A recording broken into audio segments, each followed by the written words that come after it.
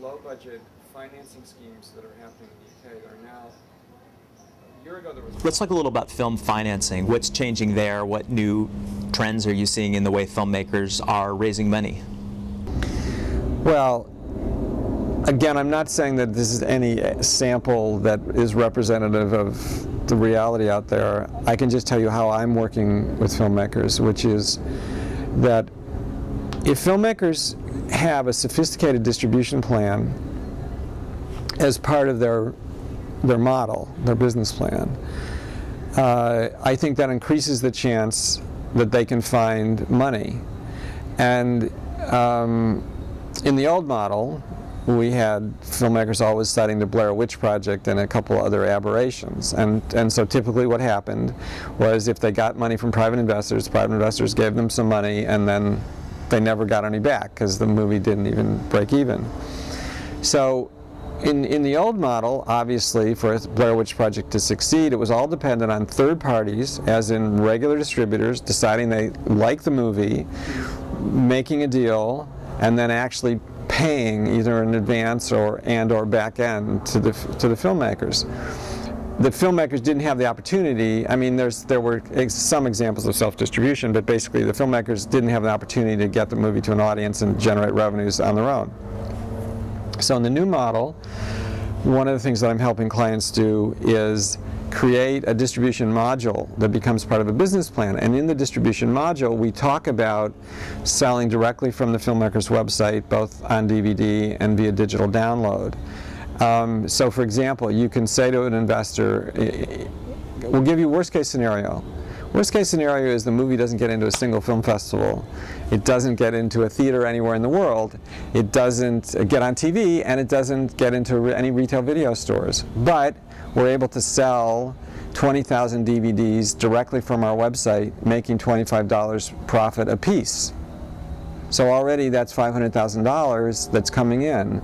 And that $500,000, assuming that their estimate is correct, now, you know, maybe they can't sell 20,000 or maybe they can sell 100,000. But if that estimate is correct, that's a revenue stream that's coming in directly that doesn't depend on third parties to be competent, interested, honest, or any of those things.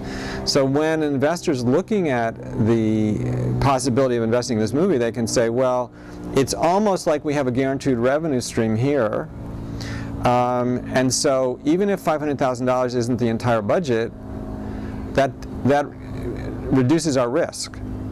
Say the budget was $1 million. Okay, well, if they are going to bring in $500,000 directly, whatever happens, then they've just reduced their risk by 50%. So I like a model where you can say to an investor, and by the way, on this revenue stream, there's no questions of honesty, there's no questions of delayed payment. The money is coming to us, and us as in you and me. And so I think investors, you know, like that idea that there's more, you know, more control, you know, more transparency. And then whatever goes on over here with, you know, this company and that company, well, we'll all obviously do our best. And I'm not suggesting that you do this in lieu of the other. I think that the hybrid model is the right model. So I think you can go to an investor and say, okay, not only are we going to sell it off our website and do digital downloads from our website domestically, but internationally, any territories where the film is not, the rights are not sold in that territory, we're going to be able to sell to from our website. So instead of what was true in the past, where people had distribution in North America and maybe 5 or 10 other countries, and the rest of the world nobody could access the movie, we now have a way of having global distribution because we can supplement what the regular traditional deals with making the film available to other people. Now then the challenge, of course, is marketing and how you let people know about it and how you do outreach online, and I'm not minimizing the importance of that, but I think conceptually for an investor it's very different to say, oh yeah, well our film's available in the US and 5 other territories and nobody in the rest of the world can see it, and to say no, the film actually is available globally. We have to have the resources and the wit and, you know, the determination information to make people aware of it in other countries, and that may depend on to what extent there's core audiences for the movie that we can access, online, and how to do that. But it's a very different thing to say that we have potentially, global reach for the film. I want to come back to talk a little bit about distribution and marketing later, but let's talk about Robert Greenwald and the way that he's been raising money for his films online. There are also these sites like Film Go-Go and Drink Me Pictures up in Portland that are trying to raise money for features on the internet. Well, I mean, Robert has already proven there's more than potential. Now he's the sort of godfather, innovator of of a lot of these things, and so it's not that whatever he does can just be replicated by other people. But I think there are lessons in what he's done. The first thing he's done is he's built an audience. And he's built an audience film by film, and so now that he's done 4 films in this way, and he's got a mailing list of over 200,000 people, all of whom have bought at least one of those movies. Okay, so those people have seen a movie, have seen maybe more movies, but paid for at least one. And then they've put in their credit card and they've gotten something in the mail, as in the DVD that came to them. So that's a relationship he has. Now he's very sophisticated in terms of communicating with that audience. And so when he says to them for Rock for Sale that I'm going to make this movie and I need to have it out before the elections, they know he will make a movie. They know it's not just some unknown person asking for money. He makes the movie, and it I think had an impact on the elections. So now he's got these 200,000 people that say, yeah, he's made these movies, they actually make a difference, and so are contributing to him to help another movie get made. It's real to them, and it's not a theory. So I think that if people are able to create a brand, whether it's a person as in a filmmaker or an organization, and then there's an experience that people have of that makes them persuaded that they're to be trusted and they're to be supported, I think there are real possibilities there. So what about Film Go-Go or these other types of aggregator sites where they're saying, we're going to present you with a market basket of films, you present one movie, you pick a movie that you want to invest in, and we take your money, and at some point maybe you'll make a profit off of that, or maybe you'll just at the very least get a DVD of the film? Well, I'm always hopeful that there are going to be new ways for filmmakers to find resources, so I hope that they work. I'll tell you what, for me, makes, I think what the challenges, the challenges include, first, having, run a film company where we looked at a lot of projects that we could be either giving finishing funds to or actually financing. I know what's involved in trying to evaluate the talent of a filmmaker, the realism of their budget, the quality of the material, the possibility that the film could really have distribution. It's hard, and if it was simple, then more Hollywood companies and more independent companies would be making money than they are. So for an average person to go to a website and say, oh, I kind of like that one,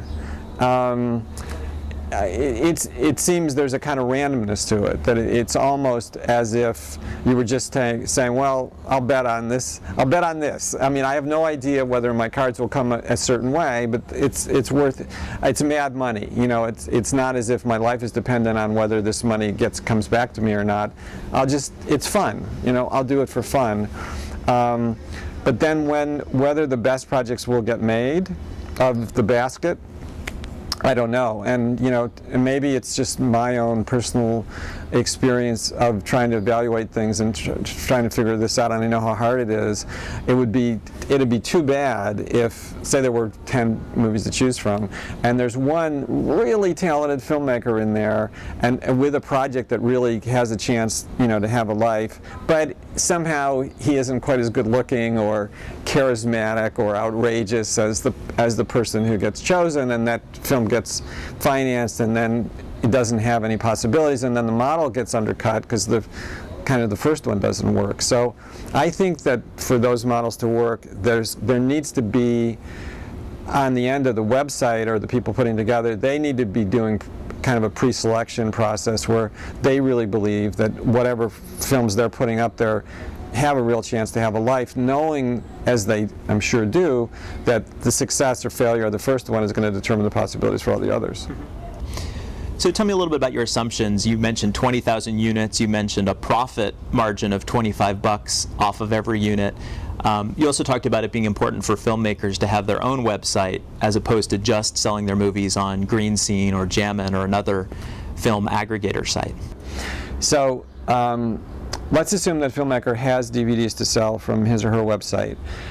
In general, I think that $24.95 price point is good, plus a shipping and handling fee. The model that I'd like to see is a situation where the filmmaker has a shipping and handling fee which will cover all of their costs of shipping, handling, fulfillment, credit card processing, shopping cart, customer service, and I'd love it if it included the cost of actually replicating the DVD, which is, you know, roughly $1. So then their price could be profit. So say $24.95 plus $5.95 shipping and handling. I think they could well be making $24.95 profit on that sale. Okay, so if they sell 1,000 DVDs, that's almost $25,000. If they sell 10,000 DVDs, it's $250,000. And I'm not assuming they can sell 20,000. I'm saying there's situations where I think a filmmaker could expect to sell 20,000, but there's other situations where a filmmaker might be lucky to sell 500. But I think the idea of having something to sell, even if it was a break even, it's still building their relationship with a personal audience. People order something, they get it in the mail, they watch it. I think there's a connection that there is to that filmmaker that's of value. So having the name and email address from that person is probably worth more than the profit on the first sale to that person, because I expect that you'll be able to sell other films, other versions of this film to those people. And who do you like for handling the DVD sales or downloads? I mean, what are some of the companies? We talked before about Custom Flicks, and some of the opportunities there, which they both fulfill DVDs and they'll also put you on Amazon Unbox. Right. What do you think about them? Well, I mean, I think there's a crucial distinction, first of all. I don't believe in duplication, I believe in replication. Now, duplication is as if you put a disc in your computer and made a copy of something. Okay, it'll play on some DVD players, it will not play on all DVD players. With replication, you make a glass master of the film and it will play on all DVD players. Now, with replication, financially, the minimum number to make really is probably 1,000, which is going to cost you about $1,200. But to me, it's worth it. Even if you're only going to sell 100, I'd rather have that you have replicated DVDs. With Custom Flicks, it's duplication. They may do a very high quality duplication, but I still prefer replication. Secondly, I'm always looking at it from the filmmaker's standpoint. What's the split, and whether that's fair, and what would make the most sense for a filmmaker. So in a situation where a filmmaker is doing their own fulfillment, if they can make 100% of the retail price by covering all their costs in shipping and handling, I think that's a good split. Now, they can also be other places where they have different splits. That's fine. If they had a storefront on Amazon, for example, Amazon would be getting 20% of the sale, and their shipping and handling fee would only be $2.99. So, but you could still they can be on Amazon, and that's an advantage. So when the Jamins or other folks come along, I'm always like, kind of what's the split? And sometimes the split is the filmmaker gets a third, and that's not a split I really like. Sometimes it's 50-50 costs off the top. That's better. Sometimes the company gets a third. That's the split I like better. And now I'm seeing situations where actually companies are getting less than 30% who are doing digital downloads. Sometimes it's as low as 10 or 15%. So, I really think that the filmmaker needs to be really clear about, where their primary revenue streams are coming from, and then how they can supplement and complement those, and take, they can have worse splits there because it's hopefully additive, but then I want to make sure that wherever possible, the filmmaker is getting the name and email address of the person who's buying their movie, because to me that's so important. So if you go to a company and they say, oh yeah, it's privacy concerns, we can't tell you who your customers are, I'm like, okay, well, thanks very much, it was nice speaking to you. I need my customers, and I think that I have a right to have access to them, and if you can help me do that, great, and if not, it's not going to work.